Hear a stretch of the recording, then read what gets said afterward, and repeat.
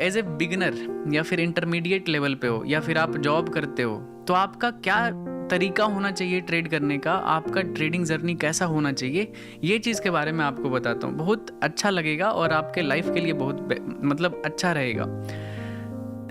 Generally आप क्या करते हो, पहला गलती ये करते हो कि आप दिन भर ट्रेड करते हो। सबसे पहला मिस्टेक है, दिन भर आपको अगर देखो आपके अंदर फोमो है कि मार्केट मिस हो जाएगा, मूव कर रहा है, इधर गिर गया, उधर ऊपर चला गया, इधर नीचे चला आया, तो ऐसे तो मार्केट हर वक्त मूव करते रहता है। आप कितना कैप्चर कर लोगे ये बताओ। दिन भर मार्केट इधर उधर कहीं ना मूव करता है, आप सारे मूव को कैप्चर नहीं कर पाओगे। तो एक रूल बनाओ। सबसे पहला रूल, नंबर ऑफ ट्रेड कितना करना है मुझे, ठीक है, नंबर ऑफ ट्रेड। दूसरा रूल क्या होना चाहिए, टाइम, कि किस टाइम में मुझे ट्रेड करना है।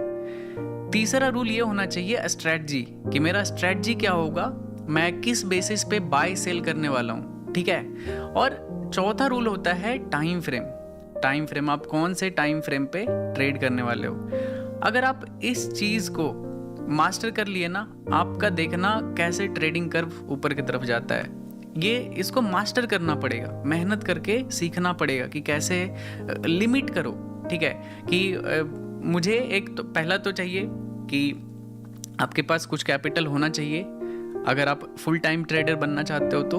और अगर आप पार्ट टाइम ट्रेडिंग करते हो, ऑलरेडी कहीं जॉब करते हो, तो एक डिसाइड करो। टाइम कैसे डिसाइड करोगे, अब मैं आपको ये बताता हूँ। टाइम आपका जो होना चाहिए कि किस टाइम पे आप ट्रेड करोगे, वो रहता है, सबसे बेस्ट टाइम होता है यूएस सेशन का, ठीक है। ये रात का जो टाइम होता है ना, यूएस मार्केट ओपन रहता है, सबसे ज़्यादा लिक्विडिटी होता है मार्केट में, और आपका जो स्ट्रेटजी है सबसे ज़्यादा काम कर सकता है। कम से कम मैनिपुलेशन होता है, क्योंकि बहुत सारे लोग ट्रेड करते हैं तो मैनिपुलेट करना मार्केट को इतना इजी नहीं होता है, ठीक है। तो यूएस मार्केट में आप ट्रेड किया करो। जैसे एक टाइम फिक्स कर लो कि मुझे लेट्स से रात के 8 बजे से 10 बजे तक ही ट्रेड करना है, ये रूल आपने बना लिया। अब आप क्या करोगे कि 2 घंटा के लिए ही जब आपके पास टाइम है, तो आप कुछ भी उल्टा सीधा ट्रेड कैसे ही कर लोगे, कैसे आप ओवर ट्रेड कर लोगे 2 घंटे में। अब इसमें आता है कि एक स्ट्रेटजी, कोई सा भी एक स्ट्रेटजी, दुनिया का कोई भी स्ट्रेटजी काम करता है और आप उस स्ट्रेटजी पे पैसा बना सकते हो।